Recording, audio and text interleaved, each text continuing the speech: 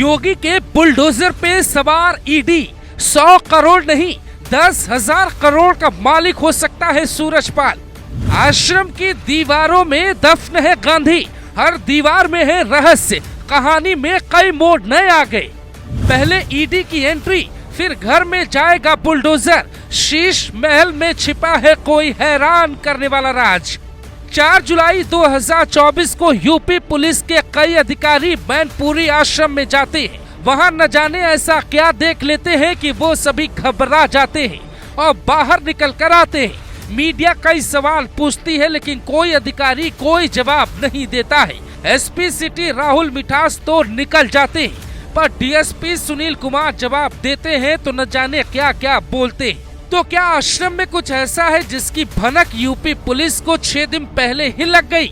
आश्रम की दीवारों में ऐसा क्या है कि ईडी की जांच में कुछ बड़ा खुलासा हो सकता है? बाबा के आश्रम की कीमत करीब 5 करोड़ है, तो फिर 120 करोड़ के तो बाबा के कुल आश्रम हो गए। मीडिया में एक पक्ष बाबा को बचाने की रिपोर्टिंग कर रहा है, फंड कहां से मिल रहा है? एक आश्रम की कीमत 5 करोड़, जिस जमीन पर बना उसकी कीमत भी तकरीबन 5 करोड़, यानी एक आश्रम की औसत कीमत 10 करोड़। तो फिर 24 आश्रम की कीमत अगर 10 करोड़ रुपए से देखें तो कुल कीमत 240 करोड़ हो जाती है। मीडिया में एक से बढ़कर एक दावे किए जा रहे हैं जिसका ना कोई सिर है ना कोई पैर।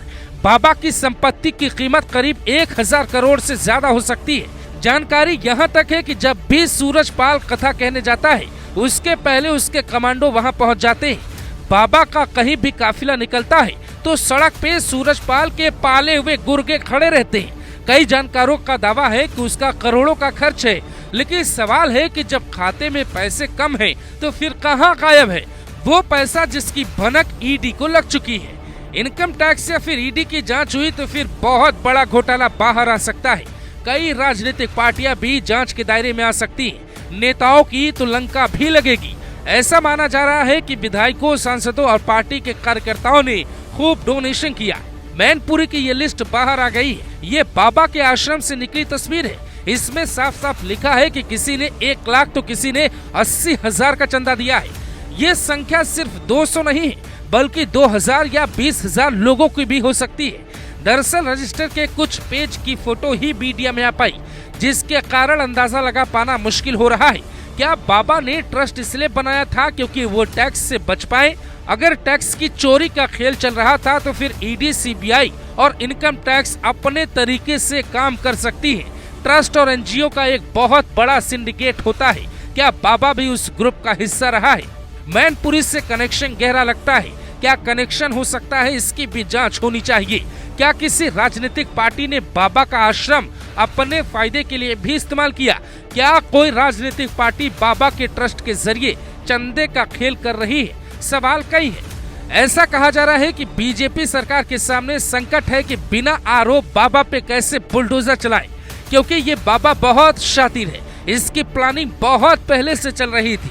ऐसा लग रहा था जैसे इनको पता हो कि भविष्य में कोई गलती हो तो कैसे बचा जा सकता है। बाबा की टीम एकदम ट्रेंड बैंक लूटने वाली टीम लगती है। क्या आम इंसान के साथ साथ राजनीतिक पार्टी, बिजनेसमैन और बाकी लोगों ने बाबा को चंदा दिया? क्या ये कुछ ऐसा है जैसे चुनाव के पहले राजनीतिक पार्टियों के चंदे का सवाल खड़ा हुआ था? लंबे समय से लोकप्रियता है। खुद पूर्व सीएम अखिलेश यादव से सीधे रिश्ते होने के दावे किए जा रहे हैं। कई सवालों की ओर इशारा करता है। योगी आदित्यनाथ के हाथों में फिलहाल पूरा कंट्रोल है। ये केस जल्दी खत्म होने वाला नहीं लगता है। ऐसा लगता है बीजेपी सरकार के पास कुछ तो ऐसा है जो छिपाया जा रहा है। यानी ठीक ऐसी ही खामोशी विकास दुबे वाले केस में दिखी थी। अचानक विकास दुबे की लोकेशन मिली और गाड़ी पलट गई। इसीलिए हो सकता है कि अब ईडी या इनकम टैक्स की टीम की एंट्री और बाबा जड़ से खत्म हो जाए।